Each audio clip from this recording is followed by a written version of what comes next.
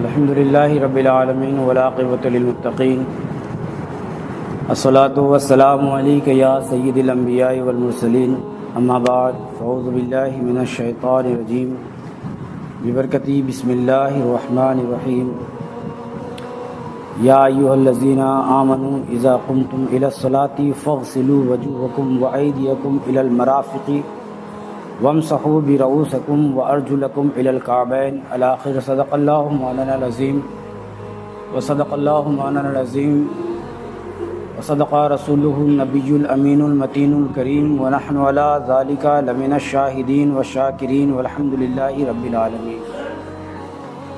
आइए सबसे पहले हमारा आप मिलकर अपने आक़ाए नामदार मदनी ताजदार दोनों आलम के मालिक मुख्तार लंबे लंबे हाथों से भीख देने वाले आका व दाता हुजूर अहमद मुजतबा प्यारे मुस्तफ़ा जनाब मुहम्मदुर रसूलुल्लाह सल्लल्लाहु तआला अलैहि वसल्लम की बारगाह में हदीये दुरूद पाक पेश करें। पढ़े अल्लाहुम्मा सल्लि अला सय्यिदिना शफ़ीना मौलाना मुहम्मदिन बारिक वसल्लिम सल्लु अलैहि सलातो व सलाम अलैका या रसूलुल्लाह सल्लल्लाहु तआला अलैहि वसल्लम। एक बार नबी और आले नबी की बारगाह में दुरूद पाक पेश करें।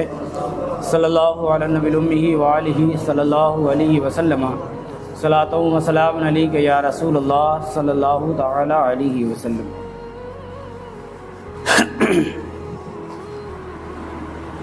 आक़ा करीम सल्लल्लाहु तआला अलैहि वसल्लम ने फरमाया अन-नज़ाफ़तु निस्फ़ुल ईमान, पाकीज़गी ईमान का आधा हिस्सा है।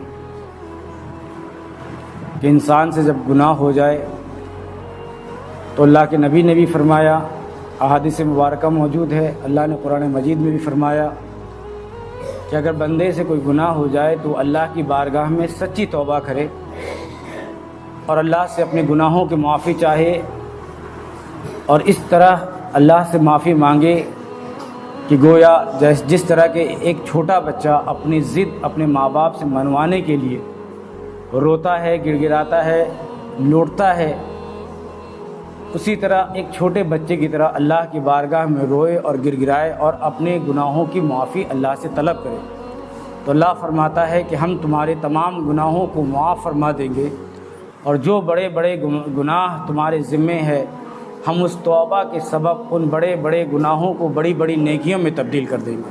कुरान मजीद में इस बात का ज़िक्र फरमाया कि ऐ बंदे, अपने उस रब के दरवाज़े से न भाग कि जिस रब ने तेरी तख्लीक फरमाई, इसलिए कि उसी ने तुझे तख्लीक किया और उसी की तरफ लौट कर जाना है और हर नेमत का, हर जुज़ का हिसाब तुझे उसी को देना है। तो जिस मालिक हकीकी की तरफ से हम आए हैं, लौटना हमें उसी की तरफ है, जाना कहीं और नहीं है और उसी को हिसाब भी देना है। तो हमें मालूम है कि फ़ाइनल एग्ज़ाम बाकी है, अभी होना है। तो जिस तरह दुनिया में अच्छी नौकरी, अच्छे पोस्ट, अच्छा ओहदा, इज़्ज़त पाने के लिए इंसान मेहनत करता है, स्ट्रगल करता है। उसी तरह इंसान को अल्लाह और उसके रसूल की बारगाह में सुर्ख रूह होने के लिए भी स्ट्रगल यानी मेहनत की ज़रूरत है। अल्लाह के अहकामात की, रसूल पाक सल्लल्लाहु अलैहि वसल्लम की इत्तिबा की, उसकी ताबेदारी की ज़रूरत है। अगर वो नहीं करता तो अल्लाह कुरान में फरमाता है फिर वो निकल जाए मेरी ज़मीन से, मेरे आसमान से, वो जहाँ जा सकता है। तो जहाँ भी जाएंगे उसी की ज़मीन है, उसी का आसमान है, उसी का समंदर है, उसी की पहाड़ है। हम उसकी तख्लीक से बाहर नहीं निकल सकते। तो जब हम उसकी तख्लीक से बाहर निकल नहीं सकते, उसकी तख्लीक को हम छोड़ नहीं सकते, तो हम क्यों ना उस अल्लाह की इबादत करें कि जिसने हमें जिस्म में सारी नेमतें भी दी और खाने को अच्छी अच्छी नेमतें भी दी, जिसने हमसे इतना प्यार किया कि 1 नहीं, 2 नहीं, 10 नहीं, 1000 नहीं, बल्कि कम व बेश 1,24,000 अंबिया किराम को इस खाक दाने गीती पर हमारी आपकी हिदायत के लिए, हिदायत इंसानी के लिए अल्लाह ने मबूस फरमाया, भेजा। तो वो अल्लाह हमसे बेपनाह मोहब्बत फरमाता है और वो नहीं चाहता कि उसके मानने वाले, उसके नबी से मोहब्बत करने वाले जहन्नम में जाएं। इसलिए अल्लाह ने हर कौम पर एक न एक नबी को भेजा कि वो उसकी बातों को माने, उस पर अमल करे और हिदायत याफ्ता हो जाए। मगर जब अपने प्यारे महबूब सल्लल्लाहु अलैहि वसल्लम को इस खाकदाने गीती पर भेजा तो अल्लाह ने फरमा दिया कि अब किसी और नबी को मानने वाला जब तक मेरे नबी पर ईमान नहीं लाएगा तब तक उसका ईमान काबिल कबूल नहीं होगा, तब तक वो जन्नती नहीं होगा। अब तक जिस नबी को मेरे नबी से आने से पहले जिसको भी मान रहे थे माना जाता, मगर मानने के तरीक़ा ऐसा नहीं कि बेटा माना या कुछ और माना या कुछ और माना, उस तरह से नहीं। जिस तरह अल्लाह ने फरमाया उस तरह से अगर माना और उस तरह से उसकी इबादत की तो वो उसका ख़ात्मा भी अगर हुआ हो तो ईमान पर ही होगा। मगर अब जब मेरा नबी ऐलान नबूवत फरमा चुका, अब जब तक किसी और नबी का भी मानने वाला या दीगर कोई भी जब तक मेरे नबी का लाया हुआ कलमा नहीं पढ़ लेता तब तक वो मोमिन नहीं होगा, वो मुसलमान नहीं होगा, बल्कि वो इनकार करने वाला है। तो तौबा और इस्तिग़फ़ार के बाद इंसान को सबसे पहले तो अल्लाह की तरफ रुजू होना चाहिए कि अगर उसने तौबा किया है और सच्ची तौबा किया है तो उसका रुझान, उसका पलटना अल्लाह और उसके रसूल की तरफ हो। वो अल्लाह की बारगाह में सच्ची तौबा अगर किया तो सबसे पहले उसके लिए है नमाज, और नमाज पढ़ने के लिए सबसे ज़रूरी है वज़ू, और वज़ू के लिए सबसे ज़्यादा ज़रूरी है तहारत, गुस्ल।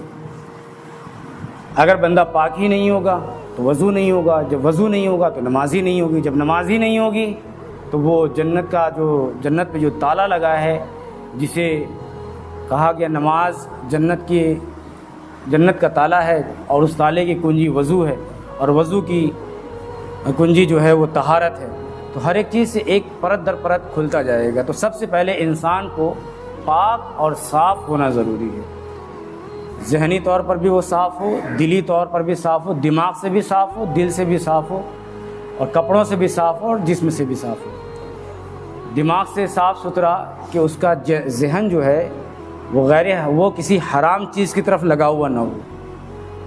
नमाज में खड़ा हो रहा है, जहन में है कि यहाँ नमाज से निकलेंगे फ़लाने से मिलने जाना है, फ़लाने के साथ वहाँ जाना है, फ़लाने से मुराद आप समझ सकते हैं, तो यहाँ जाना है, उसको देना, उसको टाइम देना, उससे डेटिंग करना, वहाँ जाना। जहन में अगर ये चीज़ लेकर नमाज़ पढ़े फिर वो नमाज नहीं है। दिल में अल्लाह ने फरमाया कुरान मजीद में कि तुम्हें बीवी से मोहब्बत करने का हक़ दिया गया, माँ बाप से मोहब्बत करने का हक़ दिया गया, अपने बच्चों से मोहब्बत करने का हक़ दिया गया, अपने रिश्तेदारों से मोहब्बत करने का हक़ दिया गया, अपने माल से, अपने दौलत से मोहब्बत करने का तुम्हें हक़ दिया गया। मगर इन तमाम मोहब्बतों में तुम पर अल्लाह और उसके नबी की मोहब्बत गालिब है, और जो अल्लाह और उसके नबी की मोहब्बत को अपने ऊपर गालिब नहीं रखता फिर वो सख्त अजाब का इंतज़ार करे। मोहब्बत करने का हुक्म दिया, बीवी बच्चे सबसे मोहब्बत कीजिए, मगर उससे कहीं ज़्यादा अल्लाह और उसके रसूल से मोहब्बत करना है। तो दिल में नबी की मोहब्बत हो, अल्लाह का खौफ हो। जब नमाज के लिए हम खड़े हुए तो दिल में नबी की मोहब्बत और अल्लाह का खौफ हो। मगर अब इस दिल में कुछ और अगर चलने लगा, 6-5 चलने लगा, या मक्कारी अयारी चलने लगी, हसद बुग़्ज़ चलने लगा। मिसाल के तौर पर नमाजी में आते हैं बहुत सारे लोग, ज़रा सी ठोकर क्या लग गई, ऐसा लगता है बस मस्जिद के बाहर निकलेंगे और आनन फाना में आर पार कर डालेंगे, सिर्फ ज़रा सी ठेस लग जाती है, फायर हो जाते हैं, बिल्कुल नमाज का ख्याल तक नहीं रहता कि जमात खड़ी हो चुकी है, इमाम साहब ने अल्लाह अकबर बोल दिया है, कोई बहस नहीं करनी। ज़रा सी ठोकर, भाई अगर आप बैठे हैं, पहले तो जहालत वाला काम तो खुद ही करते हैं, मस्जिद में आगे सफ़ में जगह खाली है, फिर भी माँ दूर जाकर के बैठेंगे और पूरी सब बना के खड़े। अब जो वज़ू बनाने वाला आएगा, सामने देखेगा जगह है तो मानी हुई बात है, वो फांद कर आगे बढ़ेगा, और आगे बढ़ेगा उसके पैरों में आँख तो लगे नहीं है कि आपका कंधा है या आपकी जांघ है, आपका घुटना है, वो निकालेगा, क्योंकि आगे बढ़ा, पीछे से उसका पैर आ रहा है ना, अब पीछे से आया, आपको लग गया, उसमें तो आँख लगी नहीं, अब लग गई तो गलती तो आपने किया ना, आगे जगह थी, आप पीछे ना बैठ के आगे बैठ जाते, आपको ठोकर नहीं लगती। आगे बैठे नहीं, पीछे बैठे और ठोकर भी न लगे, कपड़े भी न खराब हो, नमाज पढ़ के फ़ौरन भाग भी जाएं, ये सारी सहूलतें आप ढूंढेंगे तो फिर नबी की कौल का ख्याल कौन रखेगा कि अल्लाह के नबी ने जो फरमाया कि जो अव्वल सफ़ में होता है वो अल्लाह के सबसे ज़्यादा करीब होता है, जो मिंबर रसूल के सबसे ज़्यादा करीब होता है वो जन्नत में अल्लाह और उसके रसूल के सबसे ज़्यादा करीब होगा, जो इमाम के मुसल्ले के सबसे ज़्यादा करीब होता है कल जन्नत में जब वो दाखिल होगा वो मेरे सबसे ज़्यादा नज़दीक होगा, और जन्नत में जब वो जाएगा नबी जो मिंबर रसूल और मुसल्ले रसूल से जो सबसे ज़्यादा करीब होगा, कि जब अल्लाह जन्नत में उसको अपना दीदार कराएगा जन्नतियों को, तो जो अल्लाह के जो मुसल्ले रसूल से करीब था, जो मिंबर रसूल से करीब था, कल जन्नत में वो अल्लाह के उतने ज़्यादा करीब होगा। जलील तो आप खुद हुए, नबी का कौल है कि आगे आओ, मगर आप नबी के कौल के बरखिलाफ पीछे बैठे हैं, तो लात तो लगेगी, लात भी लगेगा, जूता भी लगेगा, हाथ भी लगेगा, पैर भी लगेगा, सब लगेगा, आपको बर्दाश्त करना होगा।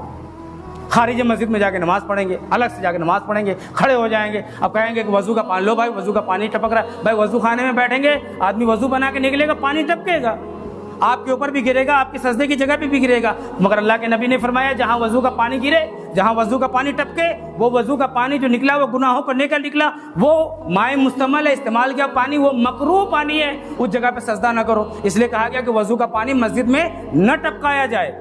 तो मकरूह जगह पे सजदा आप कर रहे हो।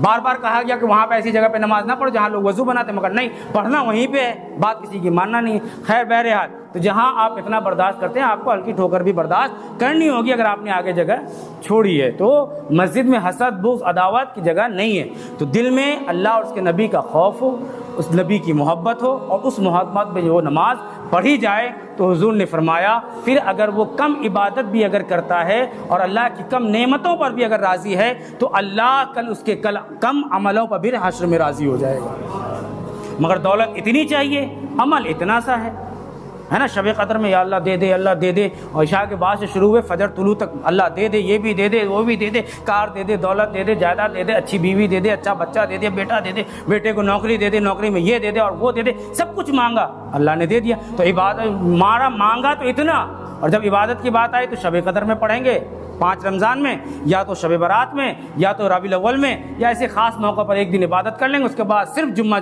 आएंगे।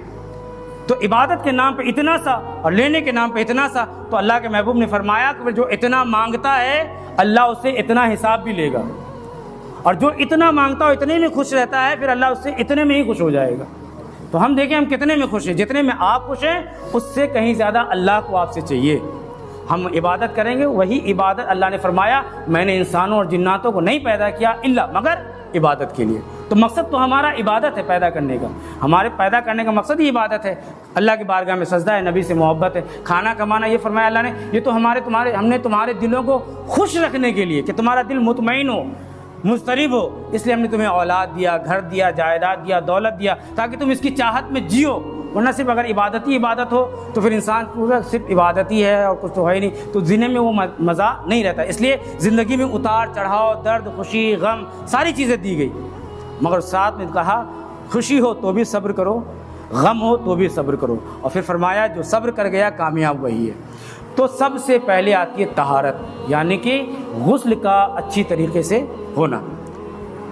गुस्ल में 3 चीज़ें ज़रूरी हैं, अगर यूँ कह लें कि गुस्ल में 3 बातें फ़र्ज़ हैं, कुल्ली करना, नाक में पानी डालना और पूरे बदन में पानी बहाना। ऐसी जगह पे गुस्ल ना करे कि जहाँ पर पानी घुटनों घुटनों पर पानी जमा हो। तालाब में नहाने का मसला अलग है, तो जहाँ गंदा पानी, नाले का पानी रिटर्न पलट के आ रहा है उसी जगह पे हम नहा भी रहे हैं, तो ऐसी जगह पे गुस्ल ना करें, बल्कि उस जगह पे और ऊंचा पत्थर लगा ले, कुछ लगा ले, ताकि ऊंचे पे हो, वो गंदे पानी से आपका पैर न छूता हो। तो बताने का मकसद ही अब तो गुस्ल खाना हो गया, मगर हर किसी के पास ये मुयस्सर नहीं होता। तो 3 बातें, कुल्ली करना, नाक में पानी चढ़ाना, पूरे बदन पे पानी बहाना। दाढ़ी घनी हो तो उस पर खिलाल करना। आजकल मर्दों में भी फैशन चल गया चोटी बनाने का, मर्द ने अगर चोटी किया है तो उस चोटी को खोलकर गुस्ल करना।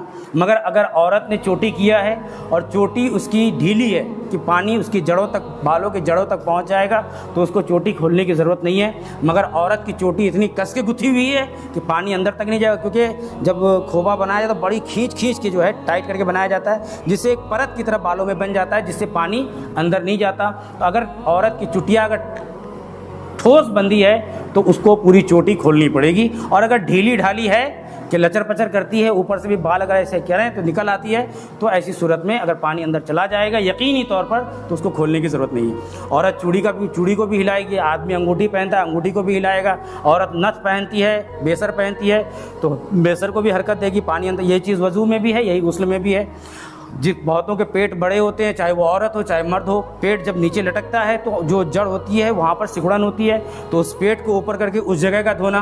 वही हुक्म यहाँ का भी है कि अगर जिसका बढ़ा हो तो उसके नीचे का हिस्सा साफ़ करना। ये सारी चीज़ें हैं कि जब आप गुस्ल करेंगे तो पानी का एक एक अज़्व में पहुँच जाना है ना, कि पानी हमने बहाया और पूरा पानी पहुंच गया। मगर ये नहीं कि पानी थोड़ा सा हाथ में लिया और तेल की तरह से चिपड़ते चले गए, इससे गुस्ल नहीं होता। पानी का खुद ब खुद उस जगह से बह जाना ये फ़र्ज़ है। न कि तेल की तरह लेकर के चुपुड़ लेना। तो गुस्ल जब हम करेंगे, सबसे पहले अल्लाह के महबूब सल्लल्लाहु अलैहि वसल्लम ने फरमाया, सुन्नत ये है कि अपने मग्गे ही से नहाते हैं। अगर गुस्ल खाने में भी बहुत सारे लोग नहाते हैं तो मग्गा और बाल्टी का इस्तेमाल करते हैं। कुएं पर भी नहाते हैं तो भी मग्गे का इस्तेमाल करते हैं। बर्तन से, किसी बर्तन से नहाते तब भी मग्गे का। हाँ, जो लोग शावर से नहाते हैं वो अलग सी बात है। तो शावर से नहाने वालों के लिए भी है कि जब शावर आप स्टार्ट करेंगे तो सबसे पहले अपने दोनों हाथ को एक साथ धोएंगे, है ना। शावर स्टार्ट हुआ, दोनों हाथ एक साथ धोएंगे। और अगर जब मग्गे से ले रहे हैं तो सबसे पहले दाहिने हाथ से मग्गा से पानी निकालेंगे, बाएं हाथ को धोएंगे, और फिर बाएं हाथ से मग्गा पकड़ेंगे, दाहिने हाथ को धोएंगे, ठीक है। और उसके बाद कमर के नीचे अच्छे से धोएंगे। चाहे आपका गुस्ल जनाबत हो, चाहे आपका गुस्ल ऐसे ही ईदैन के मौका पर खुशी से आप नहा रहे हो, दोनों तरीक़ों में क्या है कि कमर के यानी नाफ के नीचे आप अच्छे से धोएंगे। अगर निजासत लगी है, गुस्ल जनाबत है, निजासत लगी है, तो निजासत वाला कपड़ा आप हटाकर दूसरा कपड़ा लपेट कर नहाएंगे। और अगर दूसरा कपड़ा नहीं है तो सबसे पहले जिस जगह पर निजासत लगी है उसको अच्छे से साफ़ करेंगे, अच्छे से साफ़ करेंगे। और साफ़ करने के बाद फिर कमर उमर पे पानी डालेंगे और अच्छे से साफ़ कर लेंगे। उसके बाद अल्लाह के हज़रत आयशा सिद्दीक़ा रज़ियल्लाहु तआला ने फरमाया, फिर वो वज़ू की तरह से वज़ू बनाएगा और फिर फिर नाक में कुल्ली करेगा 3 बार। और कुल्ली करने का ये मतलब नहीं मुंह में पानी लिया, ऐसे लिया पच से फेंक दिया। अल्लाह के महबूब ने फरमाया कि मुंह में पानी ले, भर मुंह पानी ले और पूरे मुंह में घुमाए। होंठों के जो जबड़े हैं उसके अंदर तक जाए, होंठों के नीचे तक जाए, ज़बान के नीचे तक जाए, ये पूरे हिस्से में पानी घूमे। फिर उसके बाद कुल्ली करे, 3 कुल्ली करे। 1 फ़र्ज़ है, 3 सुन्नत है। नाक में पानी चढ़ाना, ये जो हड्डी है यहाँ तक के पानी आना चाहिए अंदर करने के बाद, ऐसा नहीं कर लिया और पानी में फूंक दिया। जो लोग हाथ में पानी लेकर नाक में पानी चढ़ाते हैं और फूंक देते हैं तो वहाँ तक पहुँचा ही नहीं, तो ये फ़र्ज़ अदा नहीं हुआ। लेकर के पानी खींचेंगे इतना कि हड्डियों तक आ जाए, इतना नहीं कि फेफड़ों में चला जाए, है ना।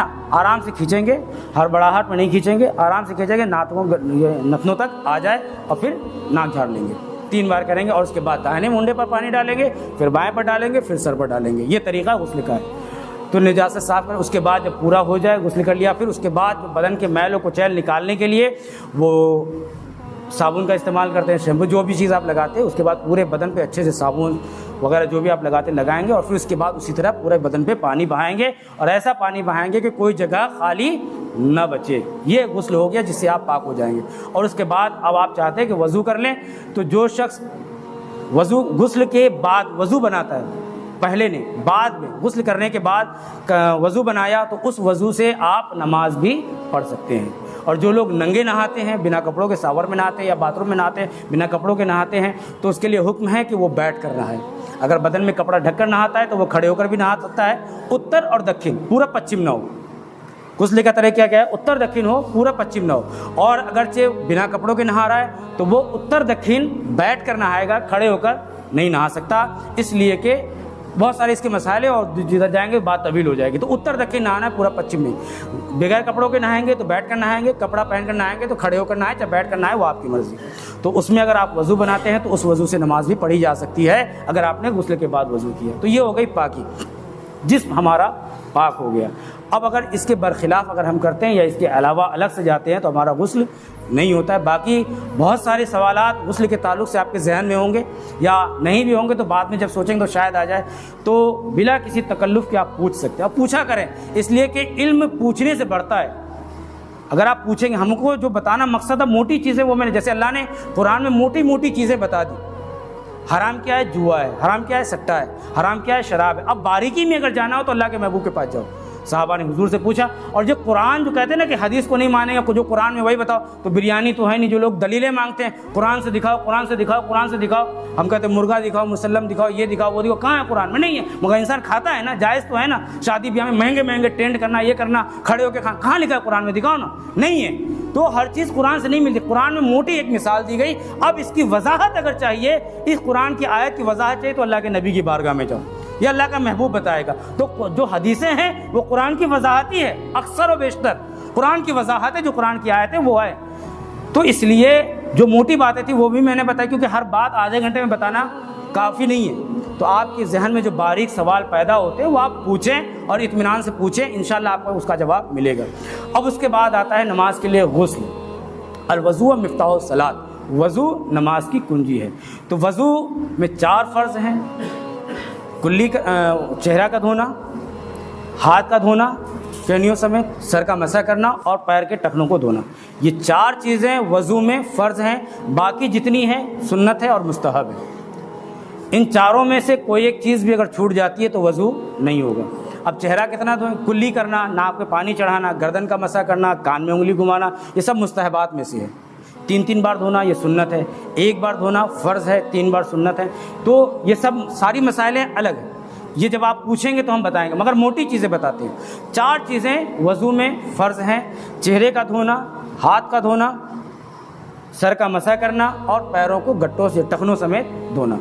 चेहरा कितना धोएंगे? जहाँ से बाल निकलता है वहाँ से लेकर के थोड़ी तक, ये जो हड्डी है ना सामने, ये थोड़ी की दाढ़ी वाली हड्डी यहाँ तक, गोश्त तक नहीं, ये हलक तक नहीं, ये थोड़ी जो हड्डी है ये, तो बाल जहाँ से निकलता है वहाँ से लेके ये थोड़ी तक, और ये कान का एक गोश्त का जो हिस्सा दिख रहा है छोटा सा, इस कान के लौ से लेके दूसरे कान के लौ तक, ये इतनी इसकी गोलाई हो गई।